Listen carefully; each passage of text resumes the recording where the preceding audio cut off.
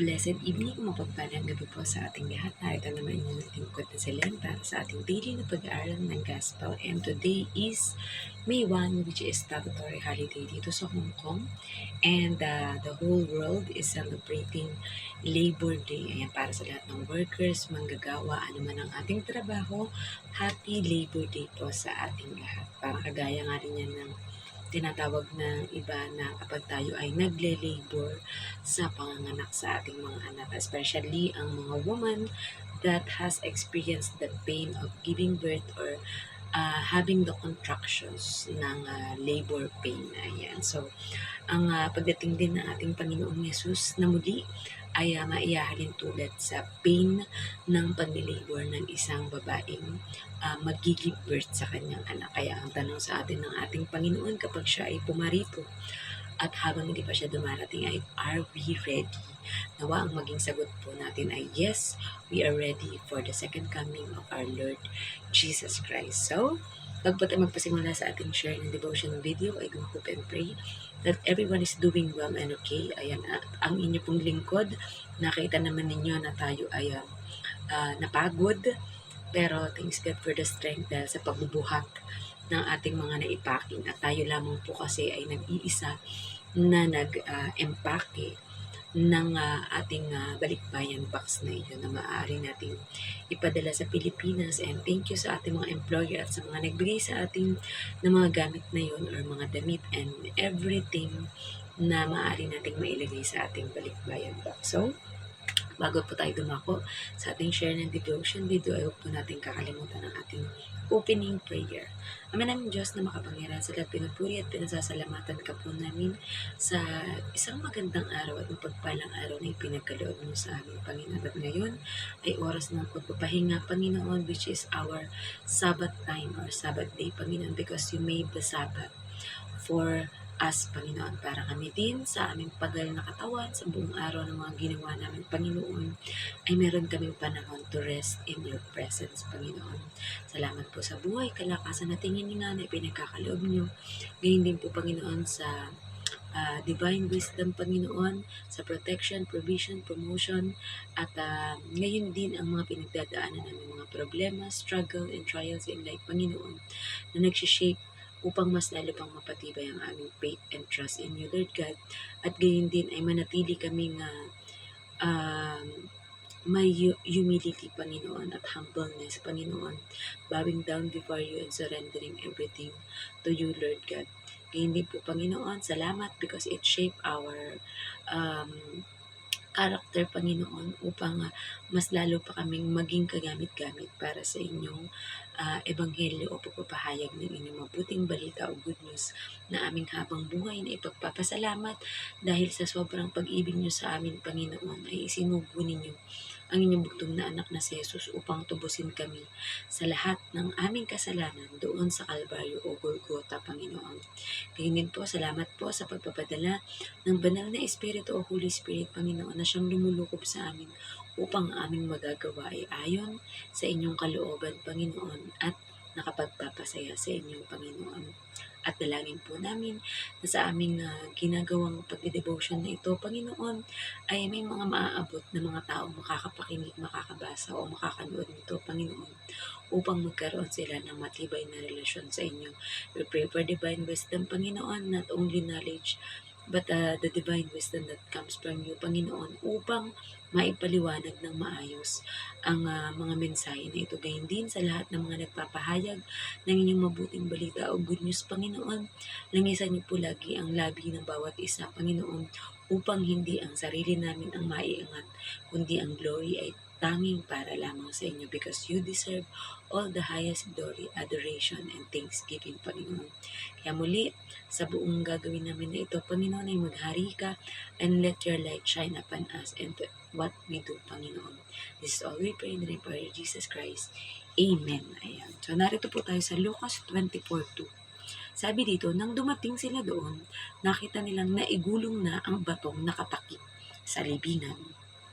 Message, pagdating daw ng mga kababaihan na iyon ay nakita nilang naigulong na ang bato na nakatakip sa libingan ng Panginoon.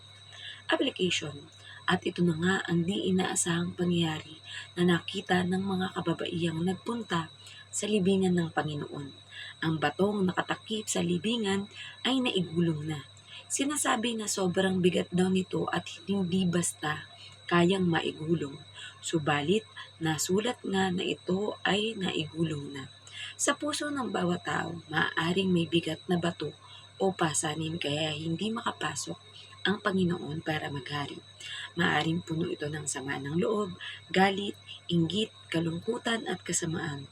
Pero kung igugulong o bubuksan natin at aalisin ang botong nakatakip na ito, malaya nating papasukin at pagariin ang Panginoon. So, purihin ang pag-abasa ng mabuting balita ng ating Panginoon, di ba? So, makikita natin dito that there is a two-way message sa nangyaring ito na pagkagulong ng bato na nakatakip sa libingan ng ating Panginoon, di ba? Sinabi nga na yung lugar na yun ay sagrado dahil pinabantayan pa nga ng mga nagpapatay sa ating Panginoon na may mga gwardya na mga lalaki, 'di ba? At sinasabi nga at sa paniniwala na yung bato daw na yun ay hindi kayang maigulong basta-basta. Halimbawa, hindi kaya ng iisang tao, ng dalawa, maaring marami pa ang kailangang maggulong noon o magtulong-tulong para iyon ay maigulong. Pero, 'di ba, yun ang nakakabigla and nakaka-amaze dahil paanong nakita ng mga kababaihan na ito na hindi naman kayang magulong ng bato na nakagulong na ang batong takip na ito. So yun, ganun din po yung two-way message noon sa bawat isa sa atin. It's only nangyari or naganap dahil sa kapangyarihan at power ng ating Panginoon na may likha ng lahat maging sa atin, di ba? And yung second message po dito is tayo ba sa ating puso, sa ating isip, di ba? Kaya hindi makapasok o hindi mapagarian ng ating Panginoon because there is a blockage. Merong tumatakip sa ating puso, sa ating isip upang makapasok ang ating Panginoon. At nabanggit na nga natin dito na maaring ito ay puno ng sama ng loob. Kaya kung may unforgiveness kayo sa kahit kanino, ayan yung isa po sa nagiging blockage o nagiging harang upang hindi makapasok sa ating puso ng tuluyan at buong puso ang ating Panginoon, di ba? Tapos kung halimbawa ikaw ay may galit, di ba? So kaparehas na rin yan nung sama ng loob. Kaya nga tinawag na sama ng loob, nasa loob mo. Hindi siya nasa outside. Pero minsan, kapag meron kasi tayong sama ng loob o galit sa kahit kanino man or sa mga pangyayari is mostly ini-speak ito ng ating bibig, di ba? Na I hate the world, di ba? May iba nagsasabi ng gano'n na sana hindi nila ako pinanganak. Tapos may mga iba na mga words pa talaga na mamatay na lang sana ako o mamatay na sana yung taong kinagagalitan ko, di ba? Which is they are making a curse or sumpa. Di ba? Maaaring ito rin ay may inggit, di ba? Ikaw ay may jealousy either sa mga tao na maaaring mas mayaman sa iyo o sa mga tao na mas mga successful kaysa sa iyo, sa mga taong sikat, di ba? Dahil alam naman natin ngayon na ang social media ay maraming nakakayang pasikatin na mga tao with just a blink of an eye, you can be famous. Ayan, maaring sa mga bagay na ginagawa mo or sa mga bagay na hindi mo sinasadya pero naging dahilan para ikaw ay mag-viral o maging kilala, diba? At maaari ding ang blockage na ito ay may dulot na kalungkutan. Kapag ikaw ay sobrang lungkot, you self-pity na parang wala na akong pag-asa sa mundo, parang mas mabuti pa na hindi na ako pinanganak, diba? Sobrang lungkot mo that it is also a part of a blockage upang hindi makapasok sa iyo ang ating Panginoon. Dahil sabi nga, sa Panginoon, there is peace, there is joy, diba? Kaya when we serve the Lord, we serve the Lord with joy, Ayan. And syempre, alam natin ang ating Panginoon na nakakapagbigay sa atin ng peace, di ba? Or ikaw ay may kasamaan, meron kang iniisip na masamang balak sa kahit sino, may iniisip mo na nakawan, dayain, saktan, patayin ang kapwa mo, di ba? Which is ang greatest commandment nga ng Panginoon sa atin dahil alam niya na hindi natin kayang magawa yung 10 commandments na binigay niya kay Moises is only love. Ayan, love the Lord your God with all your heart, with all your soul, and with all your mind. And the second is love your neighbor as you love yourself. Diba? So, yun yung pinaka-greatest rule lang sa atin ng ating Panginoon. Kasi once you love, lahat na yun mag-overflow, diba? That you have peace, you have joy, and faith, 'di ba? So, 'yun lang. Kung tayo ay may mga nagiging blockage sa ating buhay, kayo lang ang nakakaalam kung ano man 'yun, para patuloy at tunay na makapasok sa atin ang ating Panginoon. Nawa ay atin nang igulong, tanggalin, alisin, basagin, wasakin, and to fully surrender to God whatever is the blockage upang siya ay tuluyang makapasok sa ating buhay, sa ating puso, at maghari siya sa atin. So, now po may natutunan kayo sa ating maiksing share na devotion video, and let us all end up into closing prayer. So, let us pray.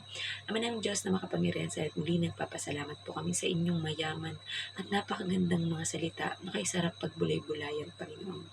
Tunay nga, Panginoon, na anuman ang nagiging balakid, Panginoon, anuman nagiging harang, Panginoon, upang ikaw ay tuluyang makapasok sa aming puso, sa aming isip at sa aming espiritu, Panginoon, ay wasakin niyo po ito, Panginoon.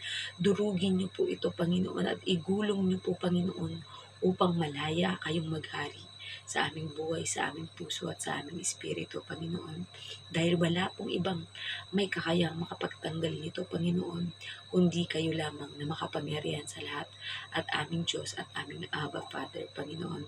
Ang kailangan lang po namin ay ito, fully surrender ito, Panginoon, ipaubaya sa inyo, Panginoon, at isuko ang anumang mga bagay na ito, Panginoon, nang sa gayon kami ay makapamuhay ng may kapayapaan, ng may saya, Panginoon, at mapalalim pa namin ang aming relasyon sa inyo, Panginoon.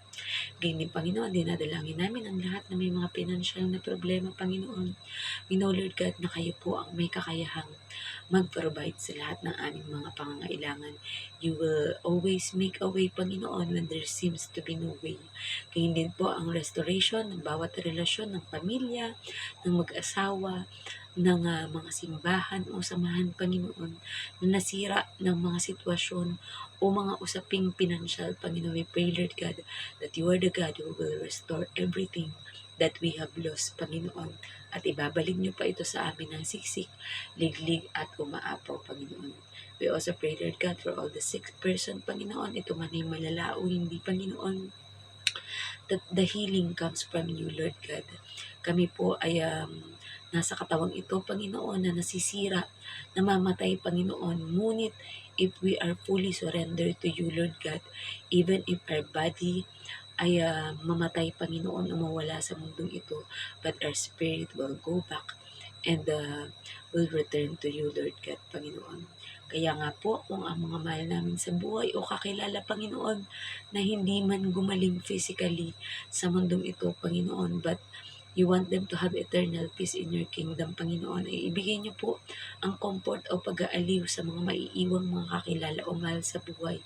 And rest assured ang bawat isa that they are resting well in your paradise in heaven, Panginoon. Dahil lahat naman po kami ay pupunta sa lugar na yan, Panginoon. Kaya nawa ay magpagamit ang bawat isa, Panginoon, upang maabot ang bawat mga kapamilya, mahal sa buhay o kakilala, Panginoon, na kailangang pagharian ninyo, Panginoon, upang sama-sama kami lahat na magsaya at magpuri sa iyo sa inyong kaharian. We also pray for all the pastors, priests, evangelists, prophet, teachers, members of different churches or body of Christ, Panginoon, mga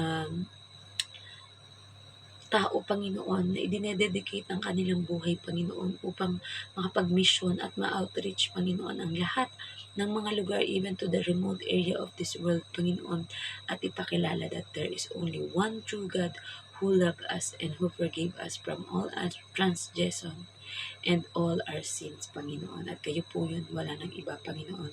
Kaya hindi po, Panginoon, we pray para sa aming bansang Pilipinas, Panginoon, na anuman ang nangyayaring korupsyon, paghihirap, Panginoon, at kaguluhan sa aming bansa at sa iba pang mga bansa, Panginoon. That there will be peace, Panginoon. There will be unity. There will be love, Panginoon. There will be forgiveness, Panginoon. At ang magiging goal ng bawat isa, Panginoon, ay mag-glorify ka, Panginoon, mula sa pinakamataas naming Pangulo na Presidente, Panginoon, at hanggang sa pinakamababa ng mga mamamayan ng aming bansa, Panginoon, ay alam namin na magkakaroon ng revival, great revival sa aming bansa. After all, we are claiming to be the only Christian nation, Panginoon, kaya nawa, lalong higit na mas marami pa at lahat ng tao o lahat ng mga um, nabubuhay na tao, Panginoon, ay magkaroon ng pagkakilala at matibay na relasyon sa inyo, Panginoon. And then we pray, Lord God, para sa bansang ito na Hong Kong na nagiging daan upang kami may maipadala at mai-provide sa aming pamilya, Panginoon. Salamat sa aming mga employer, Panginoon. Kayo po ang siyang magbalik sa kanila ng lahat ng mga blessings na ito na siksik, ligligo, maapaw. Ingatan niyo po sila sa kanilang mga trabaho at ang harmonious na relationship at maayos na samahan namin sa kanila, Panginoon, ang pag-aaral ng kanilang mga anak at good health at long life pa para sa kanila, Panginoon. We also pray, Lord God, para sa inyong chosen nation, ang bansang Israel, Panginoon, na tatalikdan nila, Panginoon, ang paniniwalang Hudyo, Panginoon, but they will receive your Son Jesus Christ as their Lord and Savior, Panginoon, upang lahat kami, Panginoon, ay makasama sa inyong kaharian. Maglupong hayaan, Panginoon, na ang gawa ni Satanas, Panginoon, o ng kaaway ang magwagi sa bawat isa, Panginoon. Bagkus, Panginoon, ay ang inyong kapangyarihan na walang kapantay ang mangibabaw sa buong mundo, Panginoon. Nang sa gayon ay may kapayapaan, may kaayusan, at may economic growth sa bawat mga bansa, Panginoon. We might never know, Panginoon, kung kailan na magiging second coming o muling pagbabalik ng inyong bugtong na anak na si Jesus. Ngunit nagtitiwala kami na as long as we keep our faith steady and trusting you, believing in you, Lord God, and doing the Great Commission to go therefore and make disciple of all nations. Kasama kami at aming mga mahal sa buhay at aming mga naakay patungo sa pananalig at pananampalataya sa inyo, Panginoon, upang enjoy ang reward na ipinihanda nyo para sa bawat isa sa amin dyan sa inyong kaharian. Kaya maraming salamat po, Panginoon.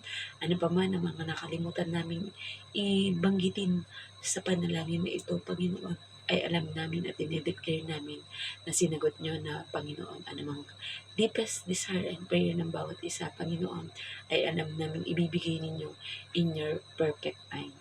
Muli, ibinabalik po namin ang lahat ng papuri at pasasalamat sa tanging pangalan ng butong na anak na si Jesus. Amen. Good night po sa ating lahat and God bless. Bye-bye.